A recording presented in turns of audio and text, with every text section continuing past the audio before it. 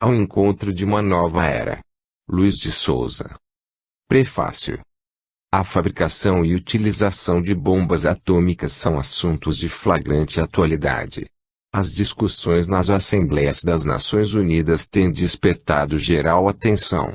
A atitude do racionalismo cristão em face de um problema de tão terríveis consequências, capaz de esterilizar o solo ou exterminar a vida em determinado ponto do planeta, é exposta no capítulo Energia Nuclear, desta obra, de maneira clara, simples e constitui também uma advertência. O átomo, esse elemento básico da matéria, contém, na sua estrutura, um potencial de força extraordinária. A energia nuclear, subtraída dos átomos, para os efeitos da bomba atômica, corresponde a uma parte de força liberada de cada átomo, e não à liberação da sua potência total.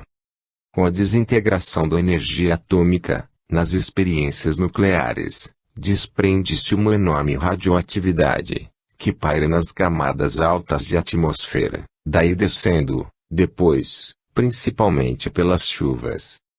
Essa radioatividade é altamente nociva, não só porque esteriliza a Terra e aumenta o calor atmosférico, como ainda porque, em se tornando cada vez mais densa, pode chegar a um limite, não muito distante, de eliminar a vida no planeta, pela sua influência direta.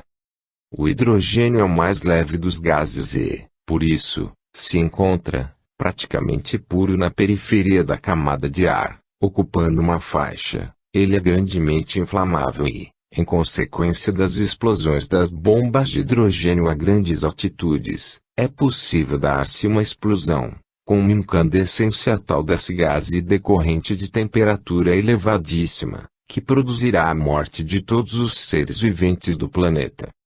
Resumindo, pode ser reafirmado que, quanto ao prosseguimento das explosões atômicas, duas reações podem dar-se: ou a explosão do hidrogênio, na parte superior da atmosfera, e consequente destruição de toda a vida, na superfície do globo, ou ficar a atmosfera fortemente densificada de radioatividade, o que produziria um resultado igualmente fatal, com a diferença que, no primeiro caso, a morte sobreviria de maneira muito mais rápida do que no segundo. O desenvolvimento científico precisa ser feito, concomitantemente, com o espiritual, caso contrário, a humanidade fica exposta ao desaparecimento. Por esse risco passa presentemente a Terra, se as experiências de utilização das bombas atômicas não forem suspensas. Por aí se conclui que a continuação das experiências atômicas representa um risco, sob mais de um aspecto, e que motivos de ordem científico-espiritual prevalecem, de forma bastante nítida, para que não surjam dúvidas quanto ao desfecho das perigosas explosões. Esta advertência, aqui registrada, visa alertar os que ainda puderem revogar as disposições destruidoras de que se acham dominados. Luiz de Souza. Introdução. Todos os estudantes do racionalismo cristão estão empenhados em absorver os seus ensinos, pondo-os em prática onde quer que se encontrem. Igualar esses sectaristas não seria possível, pois, se o fizessem, onde estariam os conhecimentos espirituais adquiridos? Quem se esclareceu, quem sentiu a força da vida fora da matéria, quem percebeu a realidade dos fatos nos planos astrais, não pode mais encaixar o seu raciocínio nas reduzidas expressões materialistas adotadas por vários credos, e retroceder. O mundo está repleto de indivíduos que só creem naquilo que podem apalpar e ver com os olhos da carne. Para estes, só há um caminho capaz de os conduzir dentro dos limites de uma relativa e insegura consciência moralista, que é o que as seitas apontam. E uma ilusão pensar que todos estão preparados para conhecer a verdade nua e crua, na sua singeleza ou rudez. Na realidade, todos marcham, implacavelmente, para ela, ou na sua direção, mas como a estrada é longa, uns seguem mais à frente, enquanto outros retardam, desnecessariamente, a caminhada. Ninguém poderia acreditar na realidade das invenções, que hoje são corriqueiras, se elas não fossem apresentadas. Assim são os sectaristas incrédulos quanto ao que lhes informam os espiritualistas, por se encontrarem ainda distanciados do ponto-chave do despertar espiritual. E como têm preguiça de investigar por si mesmos, seguram-se, vigorosamente, ao sacerdote, como ponto de apoio, e este, por sua vez, lhes mostra a cartilha milenar ortodoxa, como única saída. Diante desse quadro, o racionalismo cristão é tolerante e compreensivo. De maneira nenhuma deseja incutir no espírito de alguém os seus princípios. Não há esse afã de procurar salvar o próximo. Salvar porque, se não existe condenação eterna, o livre-arbítrio é um direito que a todos assiste e, então, se preferirem dar, nesta e em vidas subsequentes, milhares de voltas, em lugar de seguir em linha reta, é assunto que somente a eles diz respeito. Logo, não há razão para ninguém ter receio de ser assediado, envolvido, catequizado, instado para fazer parte do racionalismo cristão, por ser tal procedimento contrário, inteiramente, aos preceitos doutrinários. Quem não tiver o espírito amadurecido para receber, espontaneamente, o racionalismo cristão ou a síntese das normas da vida que ele proclama, nada tem nele que aprender nem dará valor ao que ouvir ou ler dos seus ensinos. Ninguém dará também maior atenção a isso, por saber que as leis naturais são imutáveis e a natureza não dá saltos. No entanto, os que podem sentir o racionalismo cristão, encontram nele beleza, ensinamentos morais da mais alta concepção e reverência aos postulados espiritualistas que elevam e fortalecem o espírito. O lema democrático e cristão liberdade, igualdade e fraternidade, é esposado, dignamente, pela valiosa substância que encerra.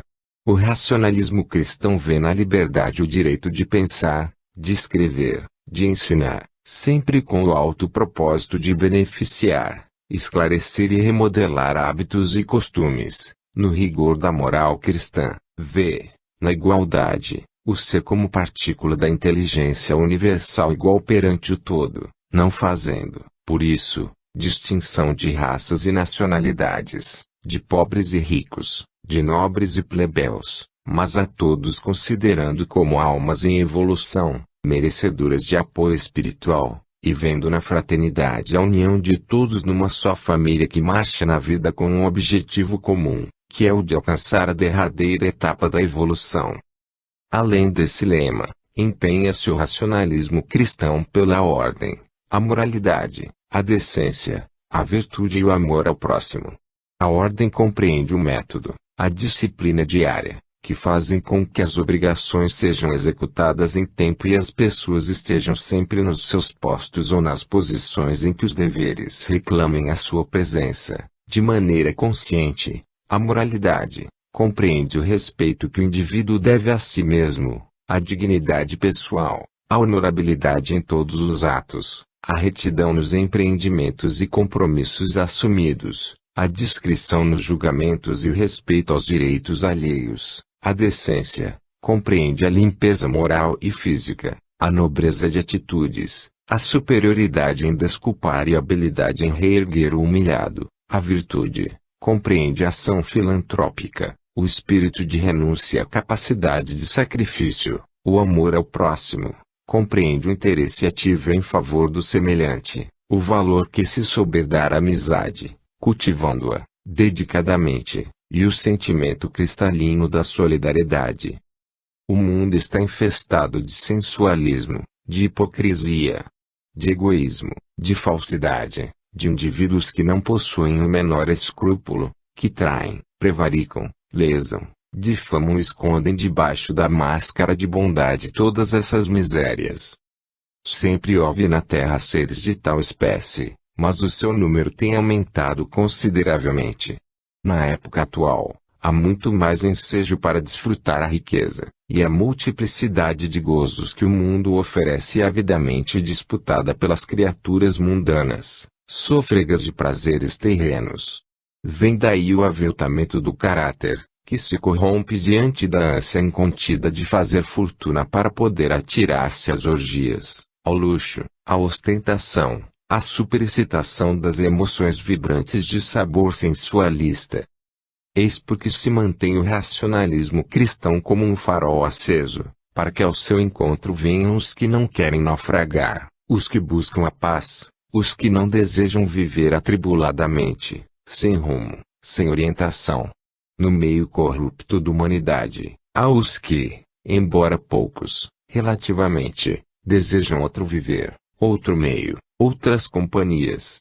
Esses são os que, dia mais, dia menos aportarão ao racionalismo cristão para regozijo e esclarecimento de seus espíritos. Quando se chega a compreender que além da luz solar, há uma outra luz, muito mais brilhante, que os olhos físicos não veem, então o aspecto da vida muda de paisagem e os seus horizontes se dilatam. Os capítulos que compõem este livro são desdobramentos da doutrina racionalista cristã focalizados com o objetivo de enfatizar, com argumentos mais amplos, os princípios exarados na obra básica. Muito a propósito foi o racionalismo cristão lançado à Terra neste século XX, pelo astral superior. Nada é feito por acaso, e tudo tem a sua razão de ser. O progresso vertiginoso do século está arrastando as massas humanas para o mais agudo materialismo. As religiões não possuem recursos espirituais para conter a avalanche do mal contaminante. Era preciso, pois, imperiosamente preciso, que surgisse uma doutrina revolucionária no sentido moral, para divertir o mundo do perigo que corre. Essa doutrina é o racionalismo cristão, que vem edificando, com a mais absoluta solidez, os seus alicerces. A missão do racionalismo cristão vem sendo cumprida com método e regularidade. De ano para ano, novos progressos são registrados. Uma obra dessa envergadura não é feita de improviso, nem caminha aos pulos, pois segue a sua rota com ritmo e segurança. Lutas vem tendo, e muitas, mas estas só têm servido para dar-lhe maior fortalecimento e mais vigoroso impulso. Assim se confirma que as forças do bem são inabaláveis, e que a grandeza dos ideais correspondem aos êxitos alcançados. Será de vitória em vitória que a expansão da doutrina se fará, e muitos milhões de seres hão de ser atingidos, nesta geração, pelos salutares benefícios que o poder da verdade distribui. Como não é o racionalismo cristão uma criação dos homens, a sua pátria é o universo, pois a concepção fraternalista do seu código tem tamanha amplitude que abrange todo o universo. Isto é natural. Os que já despertaram para a luz da vida, encontram nessa elevada ordem de pensamentos e concepções, um grande conforto espiritual. O racionalismo cristão não é uma doutrina estanque, em que a criatura se sature e pode dizer que não tem mais o que aprender. Ela cada dia apresenta lições novas, nas experiências que cada um tem de colher. Os desdobramentos dos ensinos podem ser desenvolvidos em várias direções, e em cada uma delas novas paisagens são oferecidas. Por isso, o adepto do racionalismo cristão é um discípulo permanente que nunca chega a ser diplomado, porque os conhecimentos a adquirir estão muito além dos limites da imaginação humana. A corrente racionalista cristã não se restringe ao orbe terráqueo, estendendo-se pelos planos superiores, onde se acham em atividade constante, em favor dessa mesma corrente, muitos milhões de espíritos iluminados. Assim, o trabalho dos racionalistas cristãos não termina com a desencarnação, mas continua, depois, no espaço superior, ainda com maior intensidade. O cultivo da inteligência faz-se com o estudo. É preciso estudar muito, e sempre. O racionalismo cristão oferece a oportunidade de conduzir o discípulo ao estudo, à meditação sobre o que ouve e lê, para gravar, no subconsciente, o resumo concentrado do conhecimento. Aquele que para de estudar, pensando que já sabe tudo, marca passo e não progride. As obras racionalistas cristãs precisam ser relidas e meditadas. O estudo e a prática constituem um meio eficaz e simples de fazer desabrochar as faculdades intelectuais. Convém ponderar que a vida terrena vale pelo que pode dar de experiência bem aproveitada, de acordes disciplinares, de espírito de renúncia, de hábitos de simplicidade, de desinteresse pelas coisas vãs e sem objetividade. A paz, a alegria, a felicidade, o encantamento pela vida, representam um estado que será desfrutado, cada vez mais e melhor, por aqueles que tiverem adquirido o saber e o sentir na prática dos verdadeiros conhecimentos espiritualistas. O desdobramento dos princípios racionalistas cristãos, apresentado nesta obra, é mais uma contribuição no sentido de facilitar aos estudiosos o desvendamento dos segredos da vida. Decisão e firmeza não deverão faltar nunca aos que quiserem vencer, aos que pretenderem apoderar-se das rédeas de comando do ego rebelde e incontrolado, que pode ser contido pela força de vontade. 1. Ao encontro de uma nova era. O mundo, por certo, não continuará mergulhado, por muito mais tempo, nesse oceano de materialismo. As convulsões que se notam e as agitações de inconformismo que se vêm observando, externam um estado de alma rebelado contra o excesso de materialismo a que a esmagadora maioria se entrega. Registram-se desequilíbrios nos orçamentos, desigualdades no trato humano e desorientação flagrante na aplicação dos recursos morais. O progresso material toma um curso vertiginoso, determinando avanços em determinados setores que descontrolam o ritmo do conjunto. Sente-se a falta de normas espiritualistas para acompanharem a marcha progressiva dos fatos cotidianos da esfera física. A luta pela sobrevivência está se tomando uma obsessão avassaladora. Nesse afã, não se olham os meios para atingir os fins. Todos os golpes são válidos. Salve-se quem puder. Esse panorama, que traduz uma ilusória configuração na compreensão da vida, exterioriza o apogeu de uma era de falsas conjecturas humanas, com base numa afeição desordenada pelas quiméricas atrações terrenas. Como não há mal que sempre dure, este, que se observa no sistema da atual vivência, está para alcançar os seus dias finais, diante das novas forças que se levantam. Jesus, dotado de prodigiosa clarividência, já previa, há 2000 anos, que o mundo, antes de findar o segundo milênio, iria passar por fundamentais transformações. Uma nova era, desde então, se anunciava. A vinda de Jesus deu-se no início da era que ora se finda, e é sabido que de 2 em 2000 anos, no transcurso de cada grande era, um acontecimento de marcante profundidade assinala a passagem do ciclo. Outra observação de um fenômeno sistemático reside no fato de serem as grandes borrascas precedidas de eufóricas bonanças. Verificam-se, no correr do século presente, extraordinários preparativos para o encontro da nova era. A semente do espiritualismo está plantada em área fértil, no campo do século XX, e, se bem pesquisados forem os fatos que se desdobram, nenhuma dúvida deverá restar sobre a expansão do movimento, no sentido da evolução do espírito. Aos que desejam orientar-se para acompanhar os sucessos que se aproximam, e para facilitar-lhes essa orientação, pretendeu-se realçar, nos capítulos deste estudo, alguns princípios práticos da imensa faina espiritualista. A adoção deles e de outros, em diferentes trabalhos difundidos, permitirão situar a criatura num ângulo favorável da vida, do qual divisará reais particularidades construtivas. O maior empenho está em alertar o viajante para os sinais da estrada a percorrer, toda ela pontilhada das luminosas advertências que os mestres sabem registrar.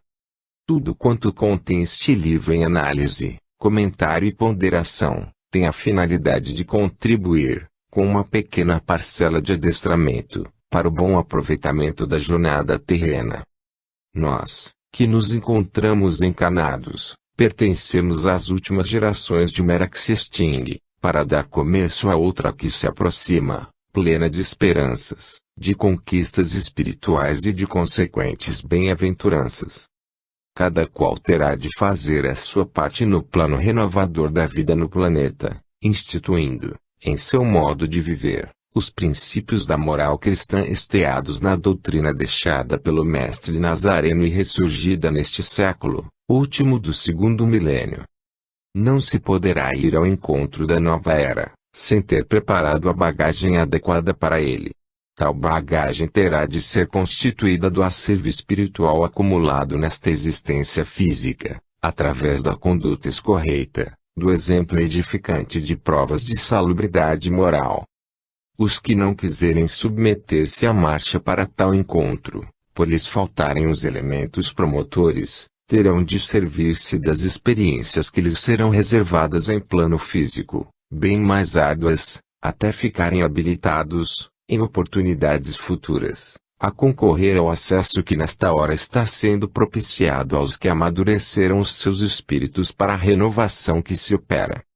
Cientistas estão registrando, em várias partes do mundo, a ocorrência de fenômenos físicos na Terra, que se não explicam sem o reconhecimento de interferências de forças estranhas, extraterrenas, as quais se subordinam a outras leis, que são as dos planos cósmicos que mantêm o universo em equilíbrio. Estudos da maior transcendência feitos por reconhecidas sumidades no trato da evolução da Terra, penetram no passado, por numerosíssimos séculos, servindo-se da própria matéria terráquea submetida a averiguações das mais remotas e complexas ações geológicas, para chegarem ao ponto de confirmar, com segurança, muitos dos fenômenos que o planeta suportou, com o suceder das eras que se foram. Esses estudos, no plano da ciência, autorizam a esperar-se o próximo evento de uma nova era, plena de vibrações espiritualizadas.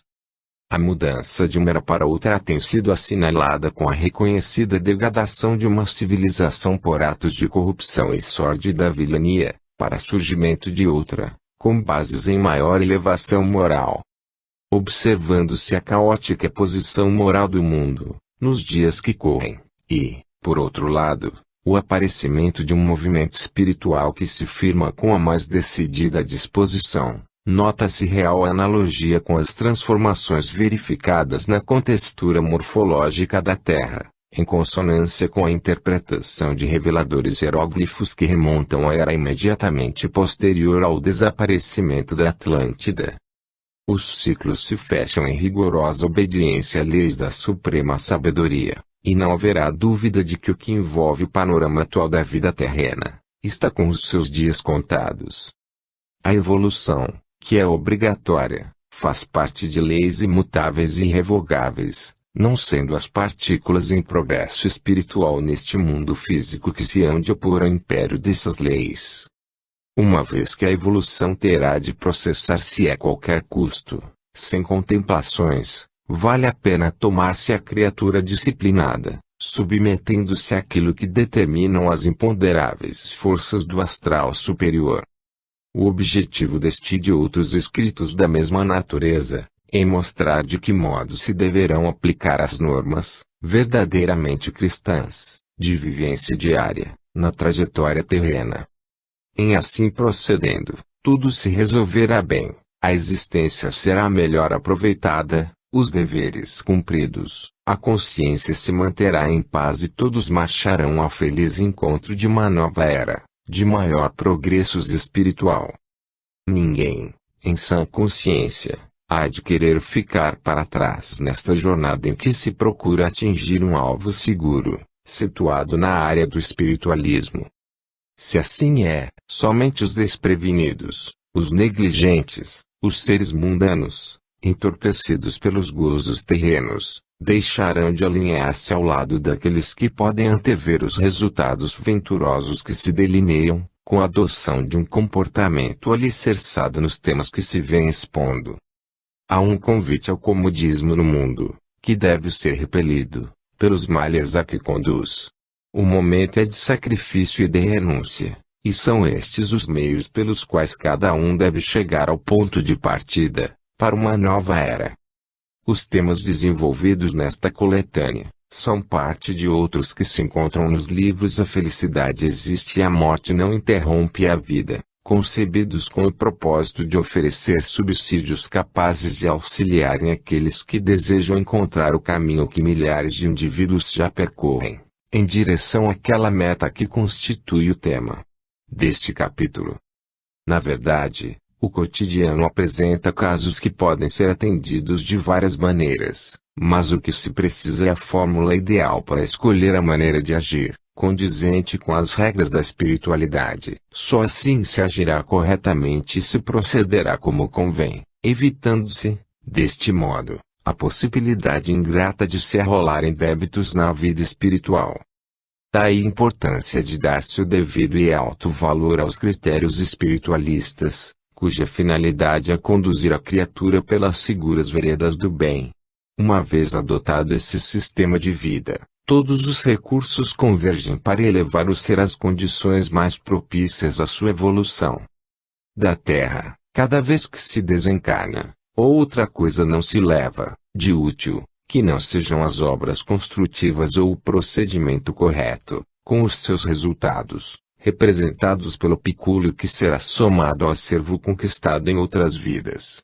E de esperar-se, então, que aqueles que desejarem aumentar o seu patrimônio espiritual, encontrem, nesta leitura, algo que possa contribuir para afirmar a sua conduta nos melhores moldes de atuação.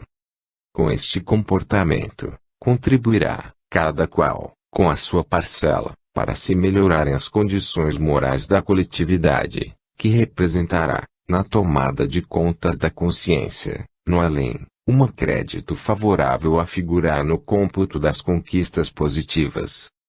Não deve ser desprezada uma perspectiva tão animadora que possibilita a obtenção de vantagens de tão alto valor para a composição dos tesouros do espírito. Todos precisam navegar neste mar tormentoso da vida terrena, munidos de bússola e sextante, para não perderem o rumo, e tais meios, aqui simbolizados, correspondem aos que se obtêm de normas estribadas em princípios espiritualistas que, de maneira objetiva, podem alertar os espíritos vigilantes.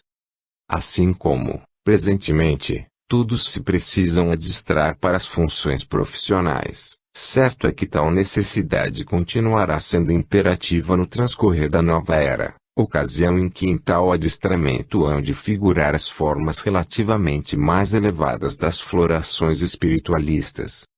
Não é por acaso que se encontram, na pauta das atividades humanas dos dias que correm, lições apuradas de procedimento cristão, principalmente ao alcance daqueles que têm a responsabilidade moral de se prepararem para as tarefas que lhes terão de ser confiadas. Seria doloroso que tais criaturas estivessem ausentes na hora precisa da seleção, esquecidas das suas reservas, afastadas do caminho, adormecidas no mácio acolchoado das próprias ilusões. Este e outros escritos de idêntica natureza contém matéria com que se poderá contar, para conduzir aos portais da nova era, os que, bem intencionados, para lá se queiram dirigir. Terminada esta exposição, espera-se que em boa terra tenham caído as sementes lançadas por este e por numerosos outros lavradores da obra cristã, que não medirão esforços para alertar almas predispostas a uma nova vida que desponta, nos horizontes, de forma promissora, como que a anunciar uma nova era de resplendor espiritual. 2. O poder do pensamento. A manifestação do pensamento provém da ação vibratória do espírito.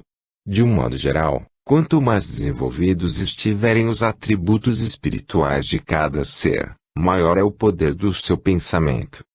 A capacidade de concentração é dom valioso, por meio do qual, com maior ou menor intensidade, se exterioriza a força atuante do pensamento, que se apresenta a visão astral deformado e impreciso, ou bem delineado e nítido, consoante a capacidade de concentração do agente. Disse também que pensar é atrair. Por isso, pensar em uma moléstia, temendo contraí-la, é formar campo aberto para que ela se revele.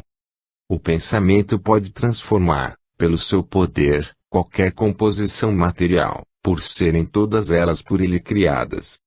Os seres do astral superior, em hierarquia espiritual ascendente, rumo ao poder total, transformam a matéria, com o poder do pensamento, em toda e qualquer composição, sem restrições, sempre que essa transformação obedeça às injunções da mecânica universal, ditadas pelas leis da evolução. Em sua camada atmosférica e, fora dela, em estado gasoso e etéreo, o mundo Terra contém substâncias volatizadas e fluídicas, de que ele é, em forma densa, composto. O uso dessas substâncias exige a associação de todos os seus elementos, para os fins pré-estabelecidos. Mais tarde, todos os seres terrenos irão saber como operar com o pensamento, para que ele exerça sobre a matéria todo o domínio e poder. Só se poderá chegar lá, entretanto, muito depois de haver se ingressado no caminho da espiritualidade. Nenhuma idealização material se consuma, sem ter antes sido delineada, em todos os seus pormenores, pela força do pensamento. Verifica-se, por esta análise, quão necessário e útil é, para o desenvolvimento espiritual, dar atenção à ordenação dos pensamentos, como meio eficaz de educá-los para a conquista dos melhores resultados. Os pensamentos devem ter orientação construtiva voltada para o bem geral da humanidade, e conter substância espiritualista para poder encontrar reforço indispensável nas altas esferas da confraternização. Isto posto, firme-se cada um na disciplina básica da doutrina racionalista cristã, que oferece os melhores princípios para a efetivação de todos os nobres ideais. Convergindo-se os pensamentos para essa finalidade, todos os esforços se somarão para o alcance dos mais altos objetivos. São estas as perspectivas que podem ser apresentadas para que o êxito seja completo. A força do pensamento, convenientemente educada, atinge os seus fins, muito embora leve algum tempo. Nem sempre é possível realizar um ideal na exata ocasião em que se deseja. Os arranjos para que a oportunidade seja encaixada na fórmula correspondente, exigem, muitas vezes, que se aguarde, com paciência e confiança, o momento propício, que pode não estar à vista. Métodos de concentração devem ser postos em prática para afastar da mente os pensamentos vulgares que assaltam. Isso pode parecer difícil, a princípio, mas à custa de esforço, deliberação e vontade, pouco a pouco a indisciplina irá cedendo lugar ao comando do espírito. Nada se consegue sem esforço, deliberação e vontade. Assim, esses três atributos, sempre bem trabalhados, levarão o indivíduo, nas questões que envolvem as suas atribuições normais, ao pleno uso do poder do pensamento. É por meio dessa força, aplicada com fins elevados, que a criatura se torna uma peça valiosa na estrutura da comunidade, ao contribuir, com a sua parcela de trabalho, de ação honesta e de dedicação e eficiência, para o conjunto humano a que pertence.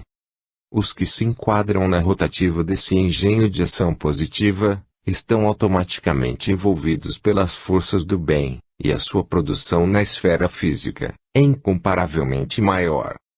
É fortalecendo o espírito com educação adequada, que o pensamento se torna uma força poderosa e capaz de submeter os atos da vida à disciplina, à pontualidade, ao fiel cumprimento das obrigações, ao respeito próprio, e para com o semelhante, à cordialidade, às boas maneiras, ao afeto fraternal, à solidariedade humana, à prestimosidade, à tolerância racional, ao zelo pela palavra empenhada e à boa educação.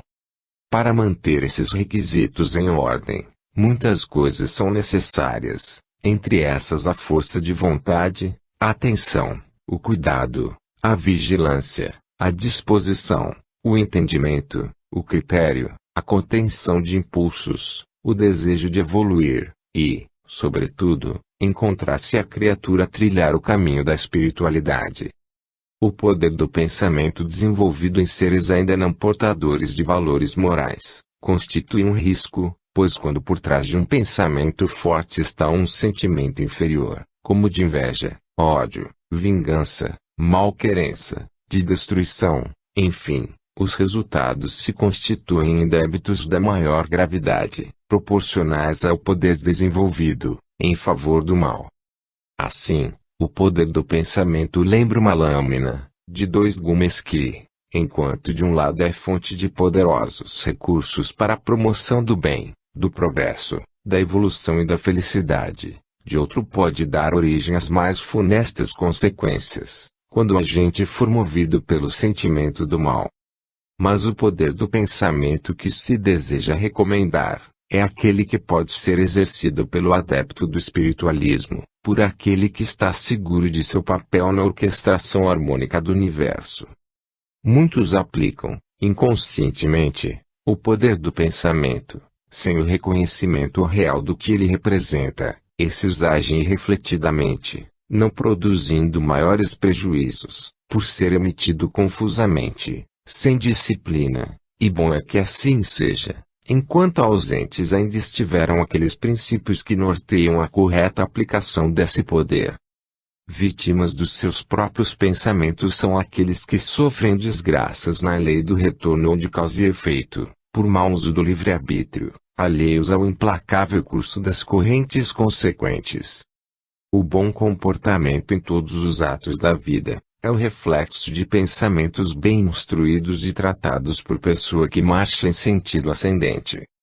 Não se deve esquecer que a evolução e a sua marcha no planeta são acompanhadas pelo astral superior, que não se descuida, um só instante, das atribuições que lhe estão afetas. À medida que a humanidade se for esclarecendo, espiritualmente, determinados dons irão se manifestando, dentre os quais o poder consciente do pensamento. Se todos pudessem perceber as magníficas paragens que existem no campo astral, aguardando a chegada dos seres que se serviram da luz da verdade para orientar-se, outro rumo dariam à sua vida. Quando a força do pensamento é inteligentemente orientada com fundamento no acumulado tesouro espiritual, todos os problemas de aspecto aflitivo se dissolvem, diluídos no esplendor dessa força grandiosa. As opulências incomparáveis que se situam no campo espiritual das regiões classificadas do além, estão destinadas àqueles que primam, na terra, por lapidar as falhas do seu espírito, adotando normas que induzam a dar bom trato ao pensamento. A locomoção individual, em plano astral, denominada a volição, é feita pela força do pensamento. A transmissão de pensamentos de um para outro ser, separados por distâncias consideráveis, é realizada em plano astral, numa insignificante fração de tempo, pelo poder do pensamento. É o que se denomina telepatia. São, ambos, vocábulos de uso corrente, associados à ação do pensamento. Sendo, como é, o pensamento uma emanação do espírito, o qual desenvolve constante ou permanente atividade, urge prepará-lo, em condições tais de apuro e burilamento, que o pensamento produzido seja de molde a recomendar o indivíduo como portador das melhores virtudes. O pensamento é o recurso existente para o exercício das atividades no campo astral, sempre limitadas ao desenvolvimento adquirido em plano físico, com que cada um se apresentar. Não se deve perder de vista que a Terra, mundo escola, é o lugar onde o espírito pode melhor desenvolver as suas qualidades intrínsecas, e é para isso que existe o sistema reencarnatório, com o fim de facilitar o correspondente processo de evolução. Toda essa organização sistemática é obra do pensamento poderoso da alta hierarquia espiritual. Todos, gradativamente, terão de desenvolver a força do pensamento, porque o seu uso ou emprego será cada vez mais necessário nas operações de alta categoria espiritual, na medida do adiantamento obtido. Esse adiantamento ocorrerá, também paulatinamente, com esforço constante e permanente no âmbito da espiritualidade, para que os dons espirituais se desenvolvam, de modo conjugado e equivalente, dentro de condições de equilíbrio. Com espiritualidade em desabrochamento, Numa sequência uniforme e racional, ninguém fará uso do poder do pensamento senão para o bem comum. À medida que for crescendo o pensamento, irá demonstrando a força prodigiosa de que é dotado, que terá, por isso, de ser dirigida, sabiamente, através de recursos espirituais próprios, de elevada natureza, conquistados numa séria ação de reencarnações bem aproveitadas. O espírito é uma fonte perene de dons e recursos que aguarda a oportunidade e condições para se manifestar independentes do próprio indivíduo, que precisa esmerar-se para a obtenção de conhecimentos espiritualizadores. O pensamento, com o seu magnífico poder, opera magistralmente na composição e na mecânica do universo, sendo responsável pela manifestação de tudo aquilo que os olhos veem no campo material, físico ou fluídico. O pensamento é um poder da inteligência universal multipartido entre os seres, por onde se constata a filiação que existe entre a partícula e o todo. Essa prova passa desapercebida entre os que desconhecem o valor do pensamento. Todas as criaturas humanas manifestam esse atributo espiritual, que varia entre elas na proporção do seu desenvolvimento, no plano astral superior, porém, ele se revela em grandes amplitudes. O pensamento é exercitando na Terra toda vez que se idealiza alguma coisa, que se formula um programa, que se põe em prática uma ideia, que se toma uma iniciativa, que se executa uma obra, que se cumpre um dever, que se resolve um problema, que se aprende uma lição. Quanto mais exercitado for, mais se fortalece, mais se realiza, mais se alcança. É necessário que cada um saiba exercitar e desenvolver o seu pensamento, por ser ele uma força saturada de poder. 3. A iniciativa. A iniciativa está intimamente ligada ao engenho criador de cada indivíduo. O espírito é a imagem da força criadora, e, portanto, tem em desenvolvimento seus atributos criadores.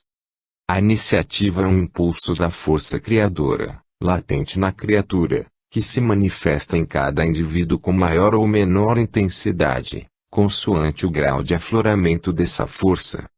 Os espíritos encarnados, faltos de iniciativa, não têm feito uso adequado, no pretérito, desse poder latente adormecido no seu eu, poder que, quando estimulado, incentiva o progresso, atua no seu desenvolvimento positivo, cria novas situações de bem-estar, sempre que conduzido com elevação espiritual.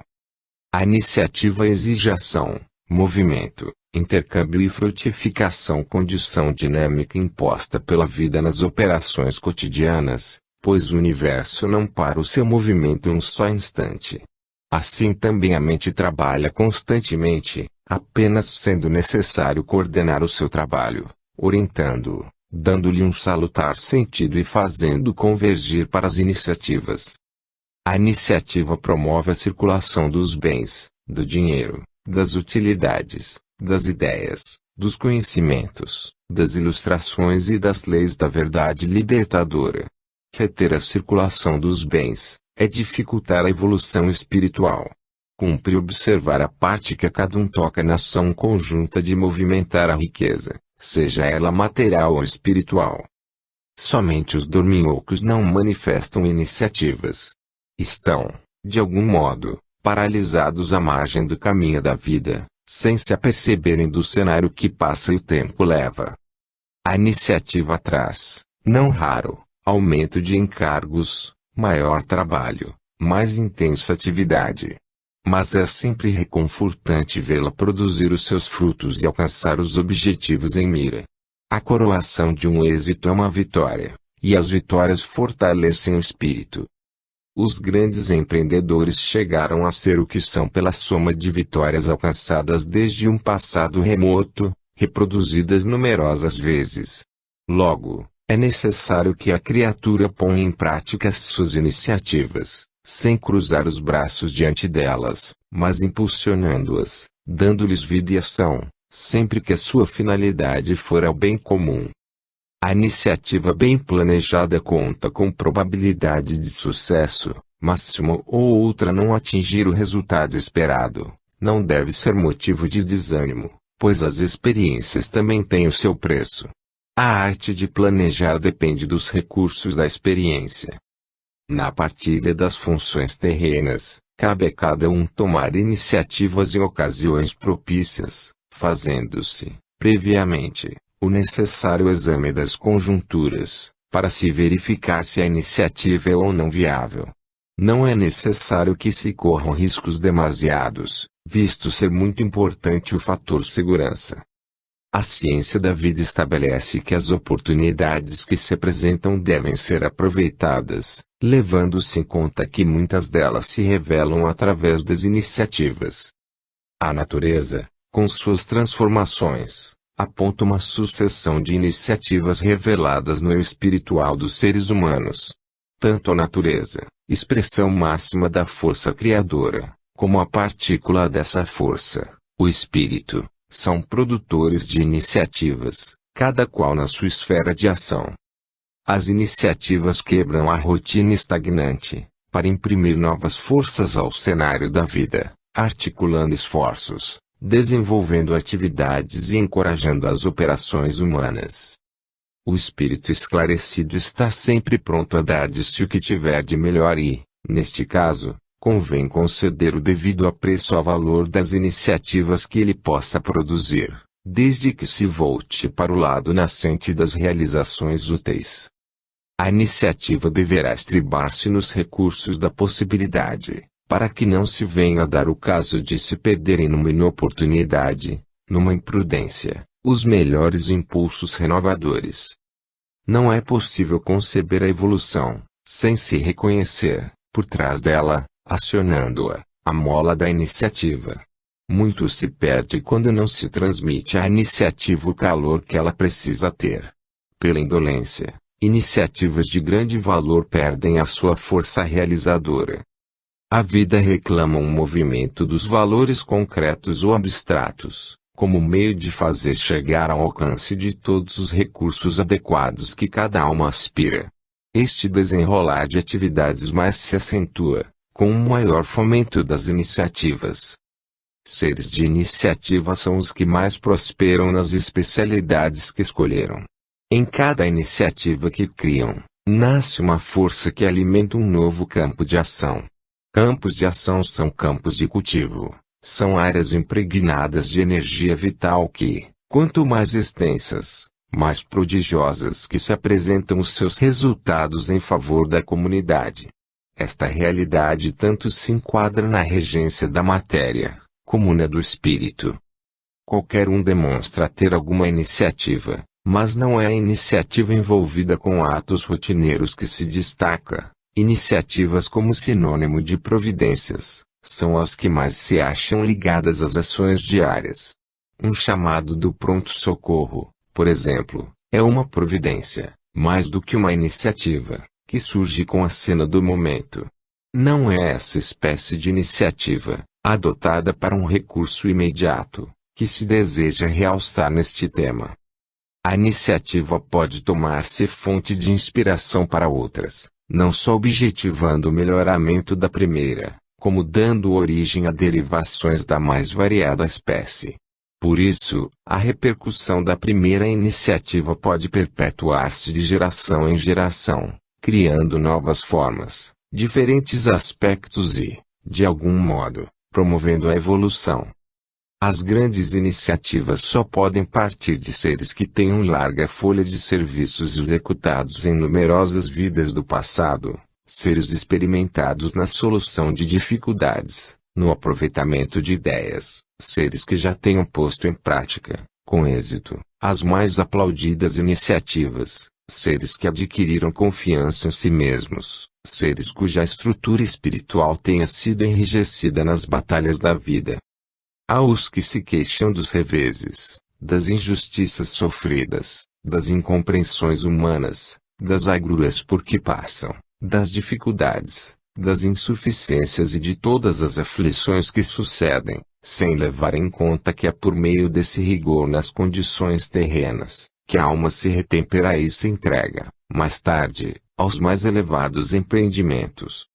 Sem cabedal não há fundos para a criação de iniciativas fecundas, e certo é que esse cabedal é formado com esforço, dedicação e bom aproveitamento das vidas, ano após ano, existência após existência, quando se acumulam os créditos de cada uma delas. O poder da iniciativa pode não atestar um grau de espiritualidade desenvolvido, porque esta envolve atributos como a honradez, a retidão, a sensibilidade afetiva, o caráter bem formado e numerosos outros, mas sendo a iniciativa, como é, um poder criador na órbita da relatividade, emana do espírito adestrado e reflete o vigor da natureza espiritual. Vícios de negligência, indolência, ócio, irresponsabilidade, egolatria, inércia, apatia, paralisam o dom da iniciativa. O indivíduo afetado por qualquer dessas fraquezas, adota um regime parasitário e está à margem da dinâmica da vida, não comparticipando da evolução dos atos empreendedores da missão constituída. Cumpre não adormecer diante de uma boa iniciativa que se haja formulado para o bem comum, para o estímulo de outras da mesma espécie e para a elevação do nível social. O espaço está impregnado de boas ideias, emitidas por mentes esclarecidas, que se forem captadas e convertidas em iniciativas, devem florescer e frutificar para regozijo da coletividade. Cumpre, no entanto, não exagerar as virtudes da inspiração, para nunca atribuir a forças externas as suas próprias ideias. Com respeito a iniciativas, há, ainda, os que se fanatizam por uma novidade qualquer e passam a perseguir as pessoas conhecidas, com o desejo de envolvê-las na sua rede de pensamentos obsedantes, para arrastá-las ao cometimento do que engendram. São criaturas que necessitam de tratamento psíquico, na maioria dos casos instrumentos do astral inferior. Os seres humanos possuem a mediunidade intuitiva, uns a têm mais desenvolvida do que outros, mas ela é comum a todos os indivíduos. As iniciativas afloram, não raro, através dessa mediunidade, apoiando-se na capacidade operante do seu agente. A iniciativa tem de ser sempre orientada, racionalmente, para o bem. Uma iniciativa que redunde em alterar os bons costumes, em perverter o meio social, é profundamente negativa e causadora de danos morais para o seu executor, na proporção dos males consequentes. Realizações ou empreendimentos exigem iniciativas, pois sem elas a evolução seria estacionária. Cada indivíduo normal é uma peça do grande conjunto universal, em que as transformações se operam no sistema evolutivo. Logo, cabe a cada um, em particular, fazer a sua parte no lançamento de iniciativas harmoniosas, fertilizantes, construtivas. A evolução de um povo depende da qualidade e da quantidade das iniciativas emanantes em seu meio. Com boas iniciativas, o padrão de vida adquire condições superiores, a abundância cobre todas as áreas, o bem-estar torna-se lugar comum e o espírito alimenta alegria e bom humor. A presença de iniciativa vem revelar um exercício espiritual em ação.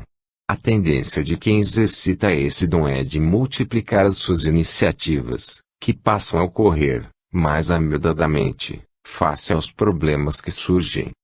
As iniciativas não se originam em mentes ociosas, em quem se entrega ao desleixo, à negligência, como um indolente. Enquadrados nesse negativismo, muitos seres se desviam da rota, para sua inferiorização. A iniciativa nasceu com o livre-arbítrio. Ela se projeta com a liberdade do pensamento. Cabe, no entanto, não só fazer bom uso do livre-arbítrio, como imprimir, em todas as iniciativas, o cunho de superioridade que elas requerem, para se tomarem, como devem, um sustentáculo de evolução. 4. Espiritualismo. É sempre um perigo para o homem andar fora da lei. As leis do mundo podem ser encontradas nos códigos, mas as leis espirituais somente se aprendem com o estudo do espiritualismo. Por qualquer ângulo que se observem os males sociais, as conclusões são sempre as mesmas: falta de espiritualidade. Dentro das regras da espiritualidade, encontram-se os seguintes preceitos. 1. Não lesar nunca o semelhante, muito menos em benefício próprio. 2. Não contribuir para o encarecimento da vida, por meio de lucros escorchantes. 3. Procurar sentir-se membro da família humana, como elemento cooperativista. 4. Ser apóstolo do trabalho, realizando com fraterna compreensão. 5. Pugnar pela moralidade dos hábitos e costumes. 6. Elevar o conceito da família a mais alto grau. 7. Manter-se em dia com as suas obrigações e deveres, não exorbitando da sua autoridade. 8. Conservar ativos todos os seus atributos morais superiores, procurando dar-lhes uma expansão cada vez maior. 9. Converter o mal em bem, na maior proporção dos recursos pessoais. 10. Viver em cada dia, distintamente, material e espiritualmente, sendo fiel cumpridor das leis eternas de amor, harmonia e paz. 11. Revigorar, com esforço constante, a sua posição junto às correntes do astral superior. 12. Certificar-se da sua unidade com o todo, através do estudo, do raciocínio e da meditação. Nada adianta o indivíduo eximir-se de participar do concerto espiritual, uma vez que ele próprio é espírito, e não pode renegar a sua natureza. Logo, não há razão para iludir-se, agarrando-se às quiméricas oferendas terrenas, cujo valor se esvai com a sua passagem rápida pela terra, em cada existência. O homem terreno luta sem obter nada de efetivo, enquanto o espiritualizado trabalha pelos tesouros do espírito, que são eternos e se acumulam com o perpassar do tempo. O preceito de não lesar nunca o semelhante, muito menos em benefício próprio, resulta da necessidade de vencer o egoísmo cego, que leva a criatura à prática de atos vergonhosos de espoliação, de usurpação e outros, com o intuito de beneficiar-se. Benefício louco é esse assim conquistado, que se converterá em malefício, para a desgraça do agente, que terá em condições lastimáveis, de devolver tudo quanto usurpou, em dias futuros, ou, mais propriamente, em encarnações futuras. Ele não poderá jamais levantar os olhos perante a sua consciência enquanto não saldar, a peso de ouro, o último centavo do seu débito malfadado. Quem expolia o semelhante, expolia a si mesmo, porque terá de sentir na própria carne o efeito da expoliação causada a outro, por onde se confirma que quem mal faz, para si o faz. Os ignorantes da verdade, que desconhecem a vida espiritual, não acreditam na lei de causa e efeito, enquanto ela não despencar sobre as suas cabeças. Na realidade, ao receberem a carga de retorno dos males que praticam, não saberão atinar com a causa, mas depois da desencarnação, quando forem conduzidos ao mundo próprio, verão ali, com todas as cores, a consequência desastrosa dos seus crimes. Aquele segundo preceito de não contribuir para o encarecimento da vida, por meio de lucros escorchantes, visa chamar a atenção dos organizadores de trustes, especuladores desalmados que costumam arrematar nas fontes produtoras, por preços regateados, gêneros alimentícios de primeira necessidade, conservando-os em depósito até que se esgote o estoque da praça, para, então, como senhores absolutos do mercado, liberarem o artigo por preços exagerados. Ganham, por meio desse processo indecoroso, rios de dinheiro à custa da pobreza daqueles que enfrentam os maiores sacrifícios, para manter a família. Esses indivíduos, conhecidos na gíria por tubarões, são criminosos que imporão a si mesmos, depois de ascenderem aos seus mundos de luz e verificarem, horrorizados, todo o mal que fizeram, uma vida de penúria, nas próximas encarnações. Se esses infelizes soubessem que triste futuro estão preparando com esse tipo de desonestidade, por certo enveredariam por outro caminho. Ao sentir-se o indivíduo membro da família humana, como elemento cooperativista, estará dando um passo decisivo no reconhecimento da sua posição no universo como parte integrante do todo, partícula da inteligência universal. Esta compreensão faz o ser mudar o seu modo de sentir e de viver, elevando-se. Todo o trabalho, na Terra como no espaço, tem caráter cooperativista. Ninguém pode trabalhar só para si, e o importante é reconhecer essa verdade. Quando a criatura se convencer de que está trabalhando, continuamente,